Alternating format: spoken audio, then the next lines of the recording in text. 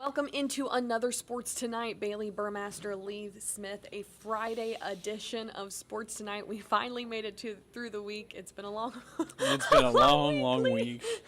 We've had some mountains to climb this week, but it is Friday. We made it, and it is exciting because we are getting back into some football. The Falcons hosting their first home game of the preseason, Game 2 against the Bengals. What are you looking for in this one?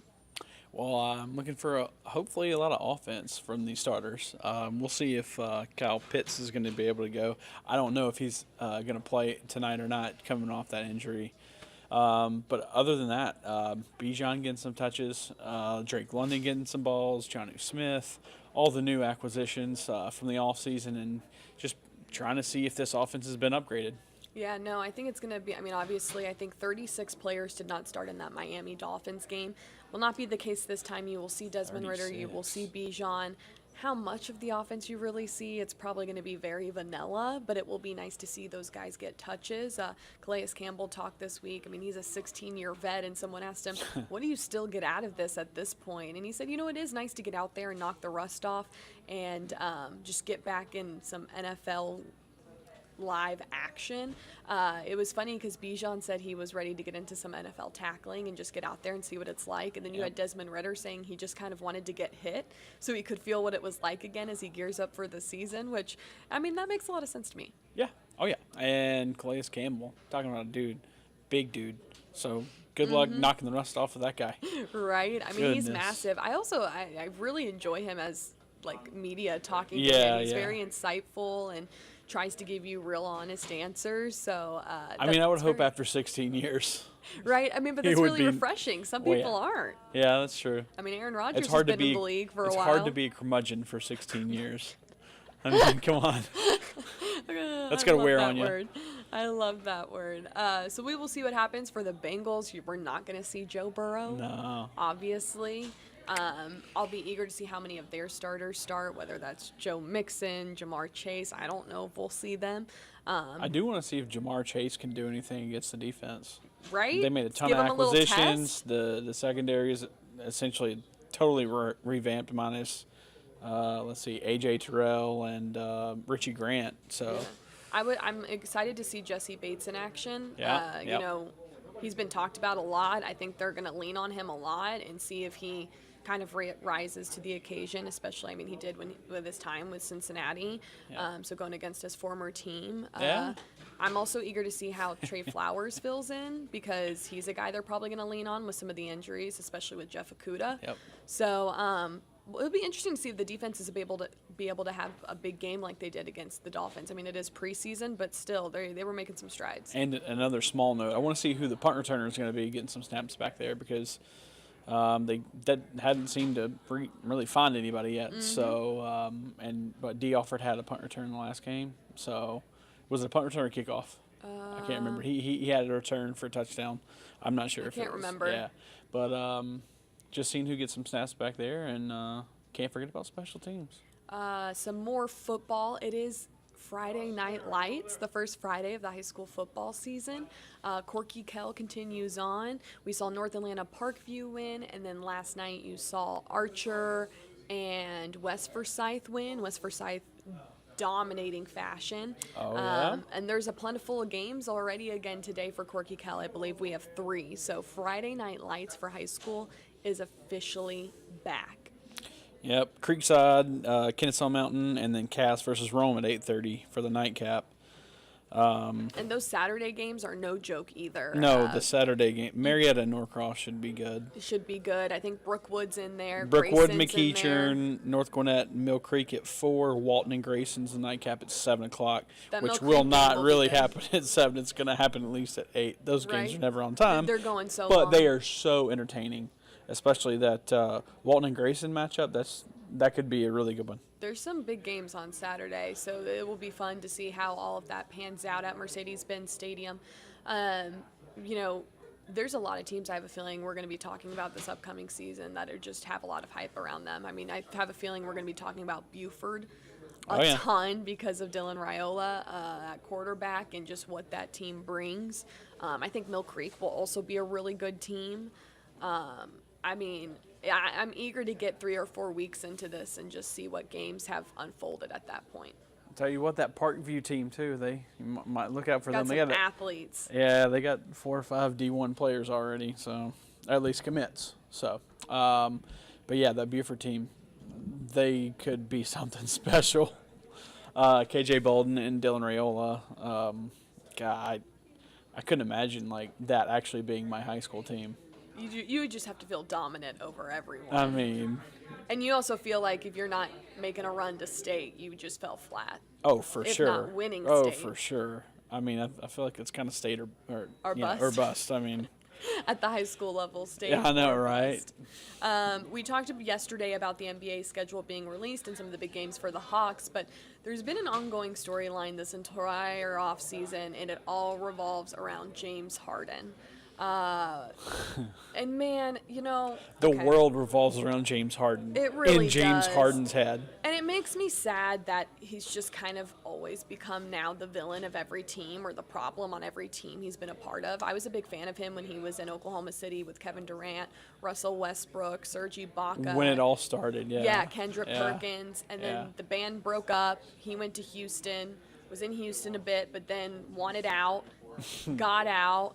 Just has been hopping teams since. 76ers Honestly, now. like who else has he been on? Houston 76ers. He's been on somebody else, I thought. Was it was or did he go back to No, it was before the 76ers. Was it the Nets? Yeah, oh, yes. Was that I who think it it was? was. Hold on. I think it was. I don't know why I'm blanking on this, and it's bothering me. Well, I know so Kyrie and Kevin Durant were there because I think James Harden was there too, but he got hurt. Let's see. Hold on. Okay, 4 or 5 teams. So, but everywhere he's been, it's always been the same. It kind of feels the like Nets. Yeah, he was the Nets for the year. Requested a trade. Went to the 76ers, and now he wants. So he's requested again. a trade at every stop. And I know there's like if he gets hurt at all, like at a couple of times he's put on some pounds and then just decided to basically throw it in. I mean, the dude's extremely talented on offense. Like there's no question, but. Good Lord, it just means like it seems like he's a cancer everywhere he goes. Well, and this whole offseason, it was clear. Someone said, he was looking. He wanted to get back to Houston, and Houston's a really young team. They don't really have any superstars, so they could use James Harden. But also, I think there's some things with his mother being there and him wanting to be there. But to go on, why we're talking about this is because he spoke with a local TV station in Houston and basically told the man who was interviewing him, the relationship with the 76ers is beyond repair. So things are souring and not going very well. And now what? I mean, Houston would probably take him, but at the end of the day, are you going to sit here and go through this again in probably 2-3 years? Yeah, I don't know if it's 2 or 3. When's the last time he's played 2 years at the same team? That's true. Houston? He's going to make it 1 year. He's going to want out, and he's going to be pissed. And then the owners are going to be like, oh, well, I guess we got to trade him, so goodbye. I can promise you that's how it's going to go. I hate using the word diva because I do think these athletes are trying to work in their best interests. For sure. But when you keep doing it team after team after team, as an organization, you have to ask yourself, is this worth the headache? Right. Is the talent even worth what we're going to put up with and what could be turmoil for everyone else in the organization? And I think that's a hard question to answer a lot of the time. I mean, no matter who you're thinking of in that standpoint. I mean, there's putting yourself first in your own interest, but there's also like screwing over an entire organization 3 separate times. Mm-hmm. I mean, come on. Mm-hmm. When's enough? Mm-hmm. Totally agree. There was some big news out of MLS yesterday. Messi has totally taken this league by storm after joining Inter Miami. He's scoring goals left and right. Yep. He's really enjoying his time in this league. He's talked about this league really progressing and becoming a powerhouse in soccer, which totally wasn't the case 10, 15 years ago even.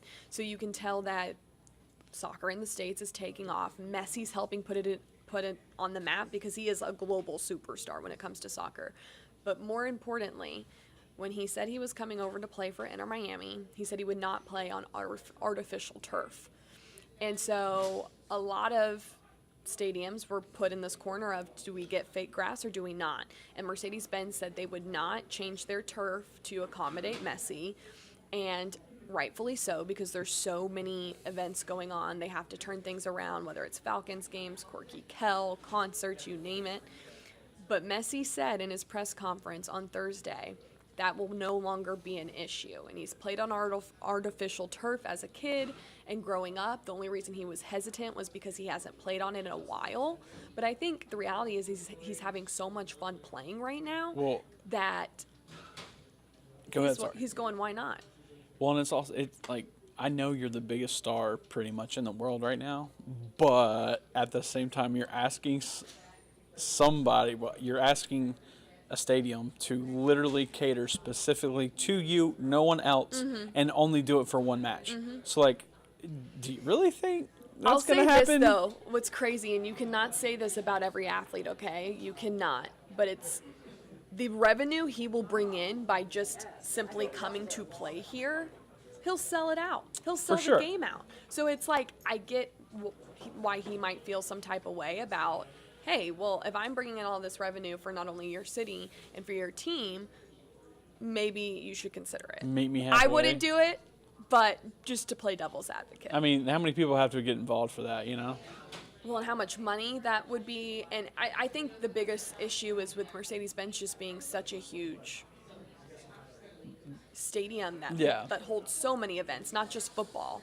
Well, and also at the end of the day, like, you have, like, you're basically impacting at least 100 people, I guess. I don't know how long or how much it would take, how much manpower it would take for that to be done. But still, for one night, you set a precedence, and now you could pave the road possibly for other athletes to come in and say the exact same thing, and then what, they got to do it for everybody else too? I think the only other player who could have that type of clout to initiate that, though, especially within soccer, is like Cristiano Ronaldo. No one else could come and, like, even if you were Clint Dempsey in his prime, like, I mean, no one's doing it for Clint. Maybe if you get like a Ronaldo Messi match somehow, Mercedes-Benz, maybe if they both say it, because then you might be getting international travelers just to get here. Maybe, but even then, it's still like, for one game, come on.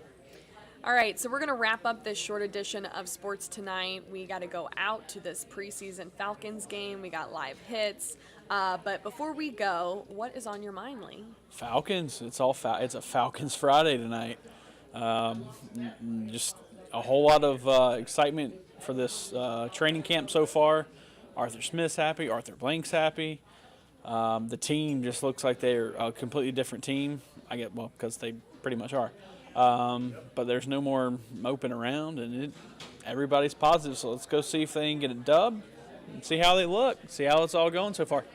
For me, it is Falcons related, but I'm curious for people who are not in the Atlanta market, not around the Falcons, so a lot of national media, how much are they buying into the hype of Atlanta and the Falcons?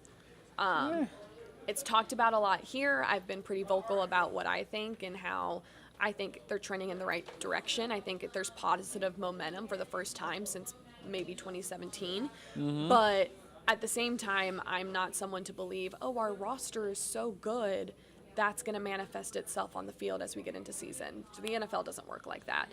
So I'm curious for people who aren't in tune with what's going on here, what their thought process is and how they view the Falcons.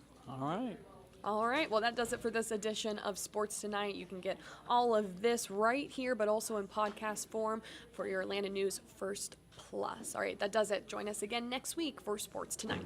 See ya.